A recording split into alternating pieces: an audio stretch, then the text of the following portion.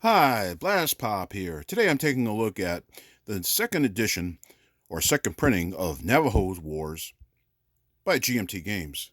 This was published back a few years ago in its original edition and has since been reprinted and cleaned up with relatively minor modifications to the rules and components. This is a solitaire game, the first in a series by Joel Toppin, the game designer. The second game is Comancheria, which is this game right here. They have a similar look and feel in terms of box design, and by virtue of the fact that they're from the same game designer with a similar point of view. Included in the box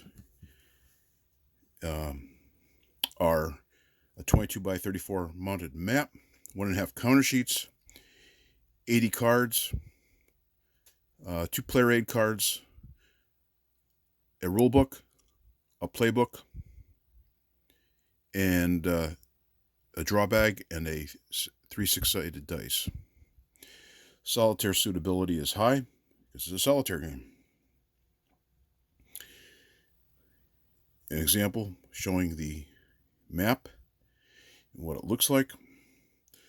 A little bit about the game with some pictures of various other components as well.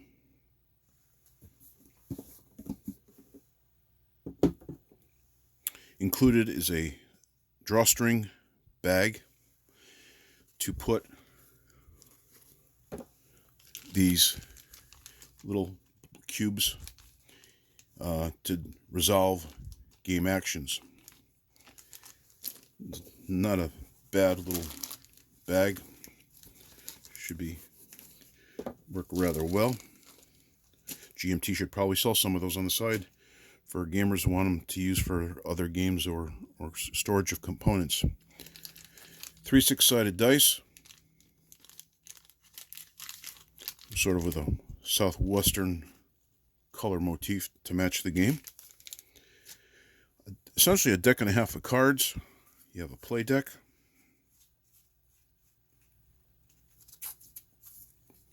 And on the other side, operations, ceremonies, Pueblo Revolt. Print is a little small, but they contain a lot of information and are an excellent way to obviously include information outside of the rules book in a more simplified manner. And a card for Kit Carson.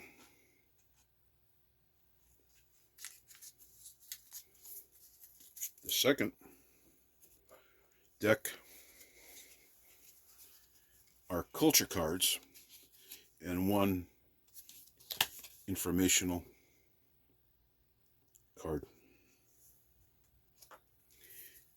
The culture cards are essentially special abilities that you gain during the play of the game,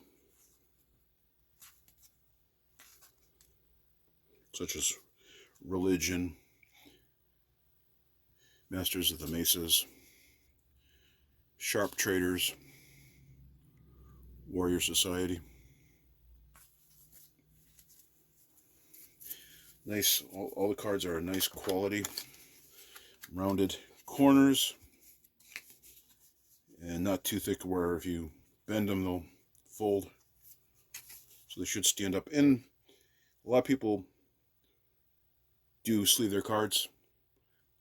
I don't think it's necessary for this, but just how much play do you normally play a game?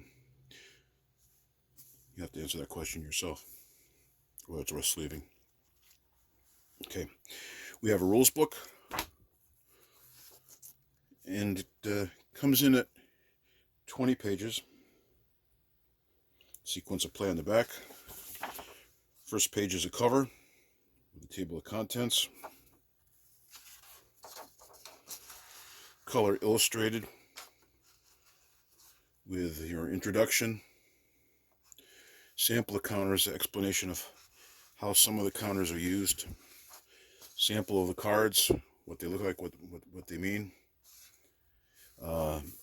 Section in the map explaining the various sections of the map and their utilization.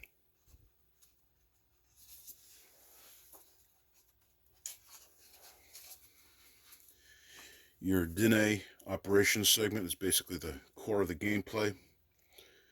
You start off with the draw phase, card resolution phase, major event segment, minor event segment, victory segment, discard phase. And during your card resolution, you do your operations and maneuvering and doing things during the course of the game. The discard segment. And from there, it explains the rules in a way that corresponds to the sequence of play. How you conduct enemy operations.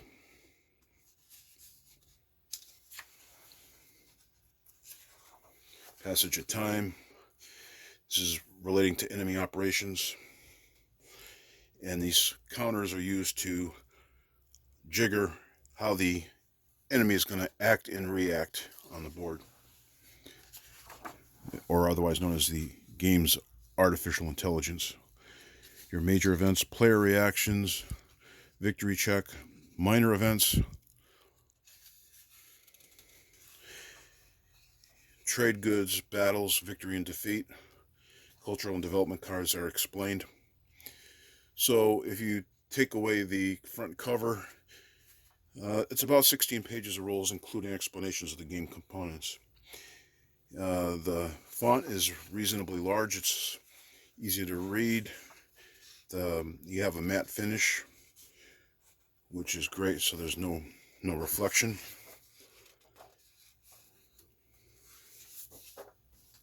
You have the playbook, which, for the most part, is a tutorial and a listing of the various scenarios. And while not complex, the tutorial is an excellent way to answer those questions that you might have after having read the rules, or you can play the tutorial first, which is what is recommended.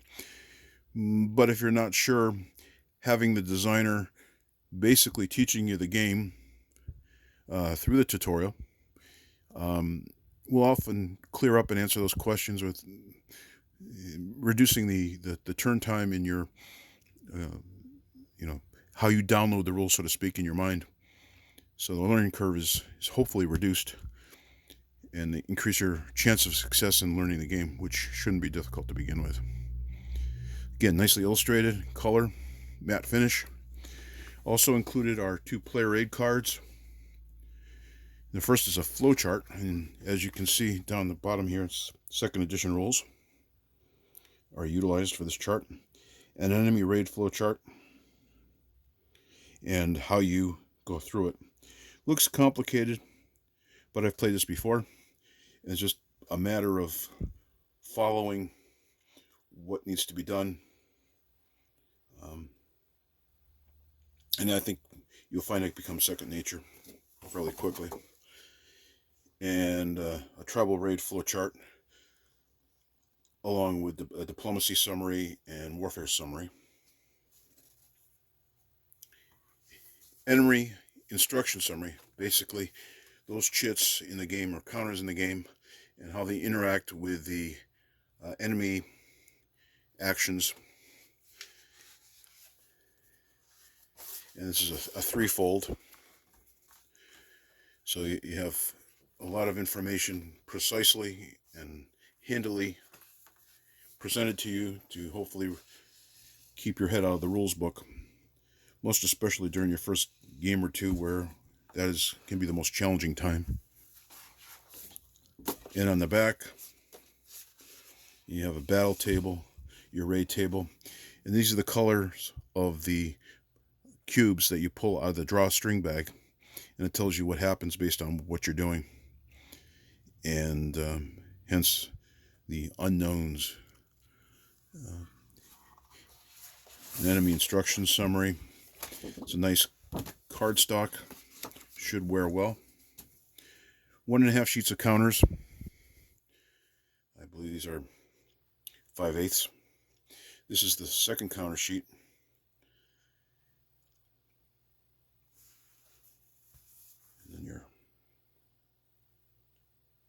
backside of those counters from Navajo Wars.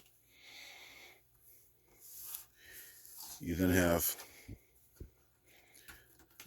the main counter sheet. Counters are thick. Brown core, which seems to be the new standard again, from what it used to be, from the white core. Even some photos of American Indians or Native Americans, if you prefer. These are the enemy actions counters.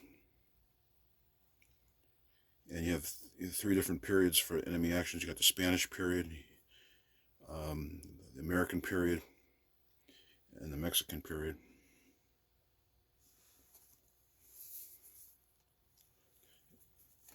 And then the reverse side counters I want to pop right out, so they appear to be well die cut, which is nice.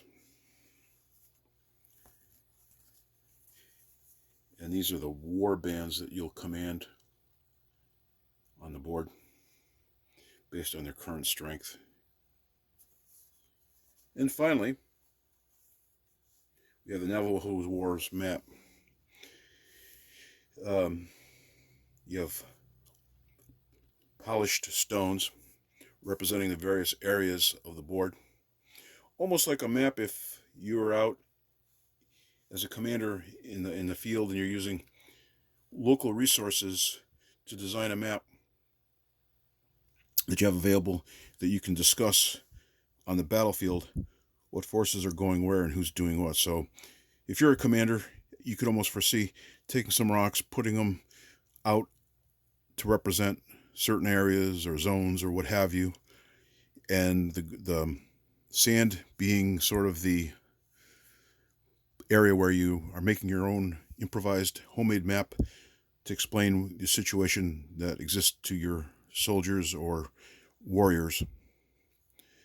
And so it has that feel. It has a very nice southwestern feel, appropriate colors, calm colors,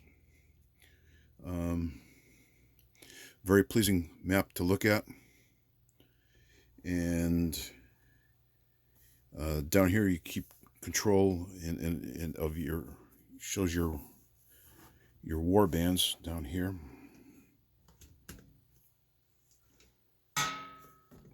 Right here.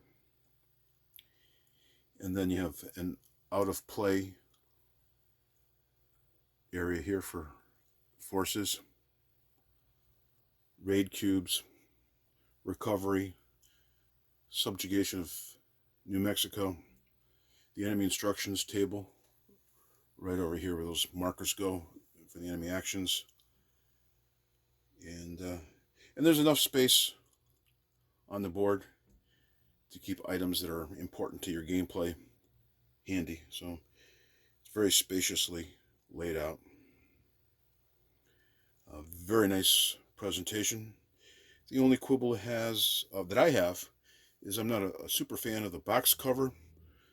It doesn't draw you in if you're just taking off the shelf of a store to look at, but the contents are excellent.